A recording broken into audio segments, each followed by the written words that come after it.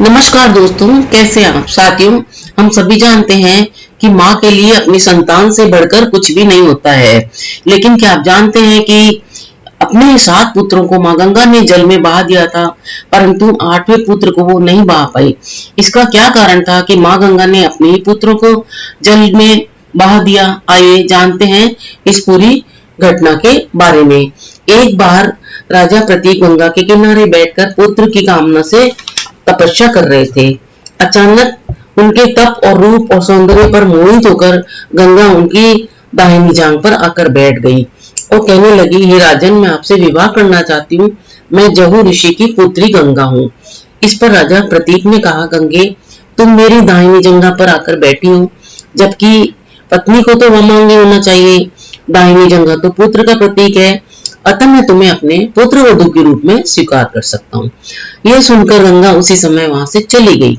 जब महाराजा प्रतीक को पुत्र की प्राप्ति हुई तो उन्होंने उसका नाम शांतनु रखा। इसी शांतनु से फिर गंगा का आगे जाके विवाह हुआ।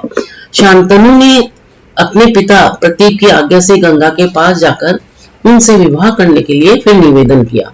गंगा ने कहा, हे राजन, मैं आपसे विवाह करने के लिए तो तैयार हूँ, लेकिन आपको एक वचन देना होगा कि आप मेरे किसी भी कार्य में कोई हस्तक्षेप नहीं करेंगे।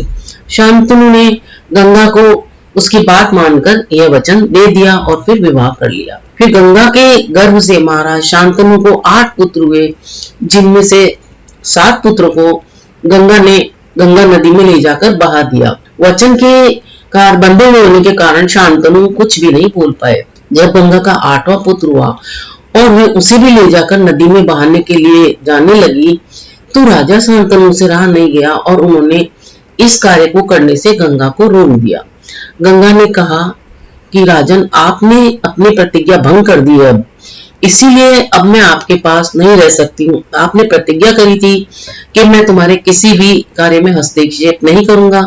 आपने अभी मेरे कार्य में हस्तक्षेप किया है, इसीलिए अब मैं आपके पास नहीं रहूंगी। इतना कहकर गंगा वहां से अंतर्ध्यान हो गई।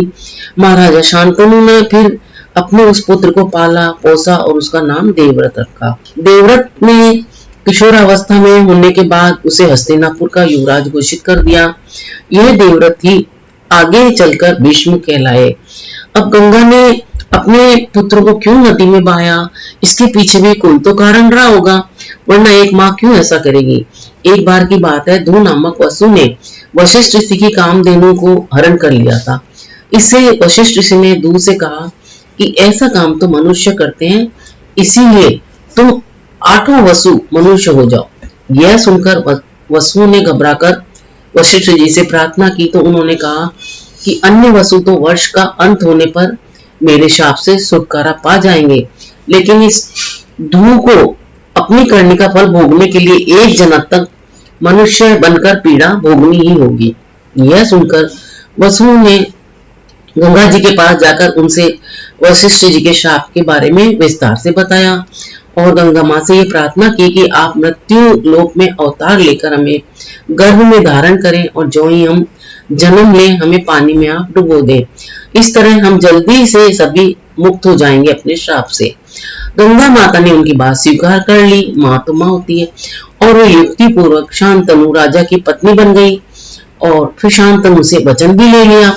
शांतनु से गंगा के गर्भ में पहले जो 7 पुत्र पैदा हुए थे, वे उत्पन्न होते ही गंगा ने पानी में डुबो दिया, जिससे 7 वसु तो अपने श्राप से मुक्त हो गए। लेकिन 8वें शांतनु ने गंगा को रोककर इसका कारण जानना चाहा। तब गंगा जी ने राजा की बात मानकर वसुओं को वशिष्ठ के शाप का सब हाल कह सुनाया। राजा ने उस 8वें पुत्र को डुबोने नहीं दिया और इस वचन भंगता के कारण गंगा 8वें पुत्र को सौंपकर अंतर्ध्यान हो गई। यही बालक धू नामक का वसु था, जो आगे जाकर पहले देवव्रत नाम से जाना गया और बाद में ये भीष्म कहलाए, जो अपने महाभारत में भीष्म पितामह के नाम से जाने गए हैं। दोस्तों, आपको ये जानकारी कैसी लगी? अगर ये जानकारी अच्छी लगी हो तो मेरे इस वीडियो को लाइक, शेयर और सब्सक्राइब करना ना भूलें। अपना अमूल्य समय देकर वीडियो देखने के लिए आप सभी को बहुत बहुत धन्यवाद।